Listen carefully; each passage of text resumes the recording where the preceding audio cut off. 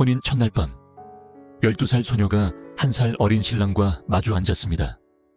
신랑은 소녀의 손을 보며 감탄했습니다. 손이 참 곱구나. 소녀는 수줍게 대답했습니다. 방가에서 태어난 덕에 손에 물 한 방울 묻히지 않고 살아서 그렇습니다. 이 한마디, 이 순간의 무심한 한마디가 한 여인의 평생을 지옥으로 만들었습니다. 그 신랑은 훗날 조선의 왕이 됩니다. 하지만 그는 결혼한 그날 이후 단 한 번도 아내와 함께하지 않았습니다. 33년 동안 왕비로 살았지만 그녀는 궁궐에서 투명인간이었습니다.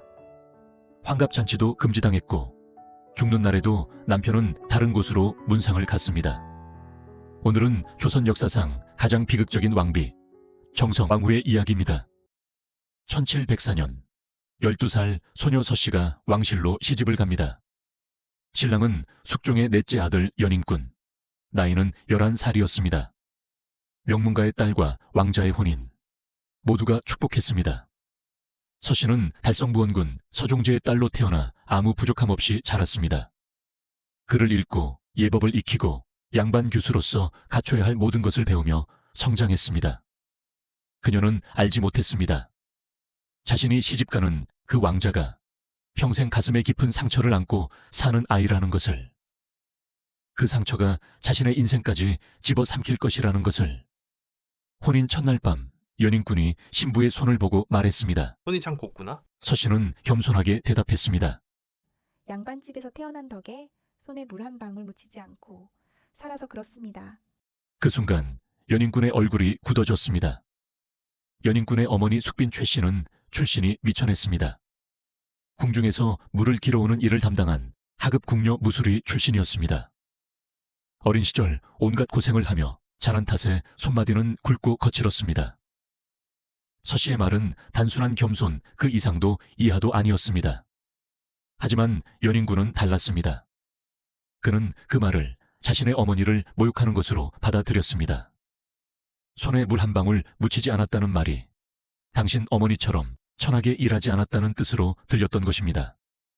연인군은 그날 밤 이후 다시는 서씨를 가까이 하지 않았습니다. 1721년 더 큰 사건이 터집니다. 연인군의 이복형 경종이 즉위하고 연인군은 왕세제로 책봉됩니다. 서씨도 세제빈이 되었습니다. 하지만 이때 서씨의 조카 서덕수가 영모에 연루됩니다. 삼수의 옥, 경종을 죽이고 연인군을 왕으로 옹립하려던 영모 사건이었습니다. 서덕수는 그 주모자 중 하나였고 연인군에게 직접 저하를 위해 모의하고 있으니 알아두시라고 말하기까지 했습니다. 이 사건으로 연인군은 경종 앞에서 무릎 꿇고 폐세제를 자처해야 했습니다. 부들부들 떨며 목숨까지 구걸해야 했습니다. 연인군은 서씨를 더욱 미워하게 되었습니다. 서씨 조카 때문에 자신이 역적으로 몰릴 뻔했다는 것. 게다가 삼수의 옥 수사 과정에서 끔찍한 소문도 나돌았습니다. 서덕수가 경종 암살을 위해 구한 독약의 시험 대상이 연인군의 첫 번째 후궁 정빈 이 씨였다는 것. 정빈 이 씨는 연인군의 장남 효장세자를 낳고 2년 뒤 세상을 떠났는데 그것이 서덕수의 독약 때문이라는 소문이었습니다. 진실은 알 수 없습니다. 하지만 연인군은 믿었습니다. 아니, 믿고 싶었습니다. 서씨를 멀리할 명분이 하나 더 생겼기 때문입니다. 1724년 경종이 급작스럽게 세상을 떠나고 연인군이 왕위에 오릅니다. 바로 영조입니다. 서씨는 왕비가 되었습니다. 정선광후, 조선의 국모입니다. 하지만 현실은 달랐습니다. 영조는 정선광후를 창덕궁 구석으로 보내고 자신은 경희궁에 머물렀습니다. 안부조차 묻지 않았고 얼굴을 보는 일도 거의 없었습니다. 왕과 왕비는 같은 하늘 아래 살면서도 서로를 보지 않았습니다. 1737년 신하들이 상소를 올립니다. 중궁전에 들어가는 진상품보다 후궁 현빈궁에 들어가는 진상품이 더 많습니다. 중궁전의 체면이 서지 않으니 진상품을 늘려주소서. 영조는 거부했습니다. 현빈궁에 나인이 많아서 그런 것이다. 신하들이 다시 간청합니다. 중궁전으로 들어가는 약이 매번 늦습니다. 영조는 변명했습니다. 약방 도제조가 서명균인데 그는 왕비의 친척이다. 설마 늦겠느냐. 내가 이미 그에게 중궁전 야근 집안일이니 알아서 하라고 했다. 신하들은 금시초문이라 어리둥절했습니다. 궁궐 안의 모든 사람이 알았습니다. 영조는 왕비를 미워한다는 것을. 1743년부터 정선광후는 몸이 아프기 시작했습니다. 통증을 호소했지만 영조는 들은 척도 하지 않았습니다. 담증 가지고 엄살 부린다는 것이 영조의 반응이었습니다. 어이들이 정선광후를 진찰했습니다.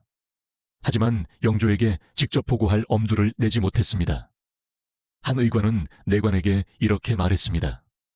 전하께서 중전마마 얘기라면 들은 척도 안 하실 것이니 그대가 대신 보고해 주게. 왕비가 아파도 왕에게 보고조차 할 수 없는 나라. 조선 궁궐의 민낯이었습니다. 정선광후는 14년 동안 병을 앓으며 살아갔습니다. 약도 제대로 들어오지 않았고 남편의 위로도 없었습니다. 그저 투명인간처럼 존재했을 뿐입니다. 1752년 정선광후의 회갑이었습니다. 우의정 김상로가 영조에게 청했습니다. 중전마마의 회갑입니다. 할애를 드리게 해주소서. 영조는 단칼에 거절했습니다. 그리고 사도세자에게 글을 써서 보냅니다. 내 엄마의 회갑이랍시고 잔치까지 크게 벌릴 것이 있느냐. 사도세자는 이 글을 받고 깊이 실망했습니다. 잠자리에 들지도 않고 앉아 있었습니다. 신하가 영조에게 보고하자 영조는 이렇게 말했습니다. 지나치구나. 자신이 거절해놓고 아들이 슬퍼하자 지나치다고 말하는 아버지. 15일 후 영조는 양이파동을 일으켜 홍역을 앓다 낳은 지 한 달밖에 안 된 사도세자를 눈밭에서 석고대죄시켰습니다. 환갑은 당시엔 인생의 큰 경사였습니다. 하지만 정선광후에게는 그마저 허락되지 않았습니다. 신칠, 유일한 위안, 사도세자. 정선광후에게 단 하나의 위안이 있었다면 그것은 사도세자였습니다. 사도세자는 후궁 영빈이 씨의 아들이었습니다. 하지만 왕세자로 책봉되면서 법적으로 정선광후의 양자가 되었습니다. 정선광후는 사도세자를 친자식처럼 아꼈습니다. 영조에게 냉대받는 자신과 영조의 가혹한 핍박을 받는 세자. 둘은 서로의 상처를 이해했습니다. 사도세자도 정선광후를 극진히 모셨습니다. 냉혹한 아버지와 달리 정선광후는 자신을 후궁의 아들이라고 차별하지 않았습니다. 따뜻하게 대해 주었습니다. 사실 나이로 따지면 정선광후와 사도세자는 40년 이상 차이가 났습니다. 할머니와 손잡벌이었습니다. 하지만 둘의 관계는 그 어떤 혈연보다 깊었습니다. 정선광후는 사도세자의 생모 영빈이 씨와도 원만한 관계를 유지했습니다. 질투하거나 경쟁하지 않았습니다. 서로를 존중했습니다. 1757년 2월 15일 정선광후가 각혈을 하며 쓰러집니다. 위궤양과 부정맥이 겹친 것으로 보였습니다. 팔다리가 심하게 부어올랐습니다. 인삼차를 올려도 반응이 없었습니다. 궁궐은 혼란에 빠졌습니다. 그리고 정선광후는 그날 결국 숨을 거두었습니다. 공교롭게도 같은 날 영조의 사위 정치달도 세상을 떠났습니다. 정치달은 화완옹주의 남편이었습니다. 그런데 영조는 아내의 빈소를 지키지 않고 사위 정치달의 문상을 가겠다고 선언합니다. 신하들이 경악했습니다. 어찌 이런 망극한 일을 하려 하십니까? 우의정 이최중이 눈물을 흘리며 간청했습니다. 영조는 진노했습니다. 물러가라.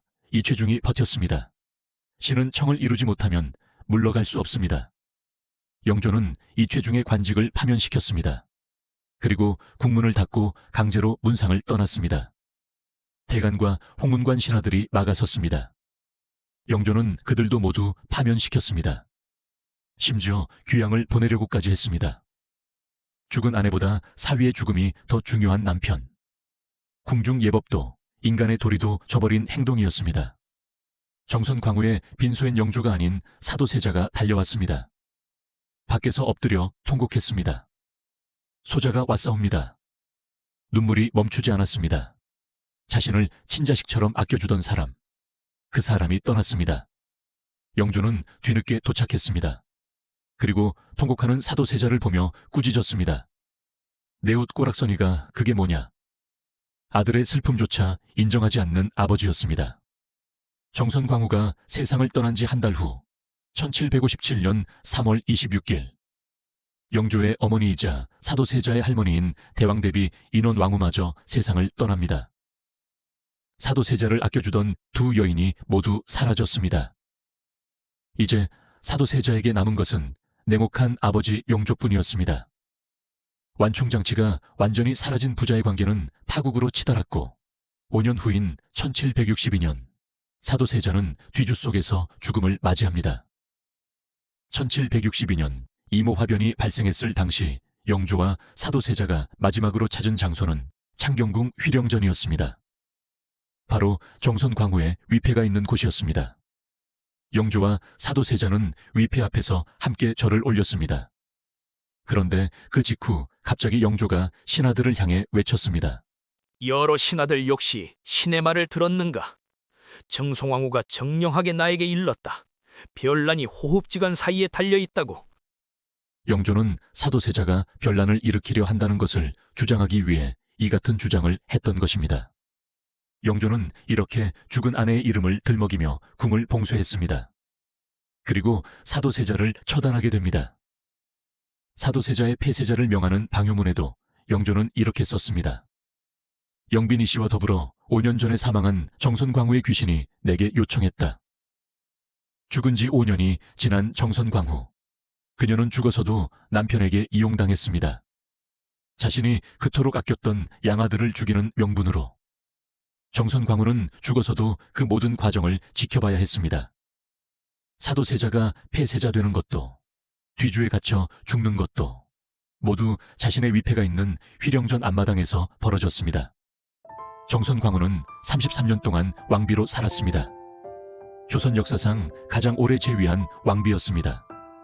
하지만 그 긴 세월 동안 그녀는 투명 인간이었습니다. 혼인 첫날 밤의 한마디, 조카의 영모. 이것이 그녀의 죄였을까요? 아니면 그저 못난 남편을 만난 것이 죄였을까요? 정선광후는 죽어서도 편히 쉬지 못했습니다. 남편은 그녀의 죽음마저 정치적으로 이용했고 그녀가 사랑했던 양아들은 그녀의 위파 앞에서 죽어갔습니다. 역사 속 숨겨진 이야기들 더 보고 싶으시다면 구독 버튼을 눌러주세요. 다음 편에서 또 다른 반전의 역사로 찾아뵙겠습니다.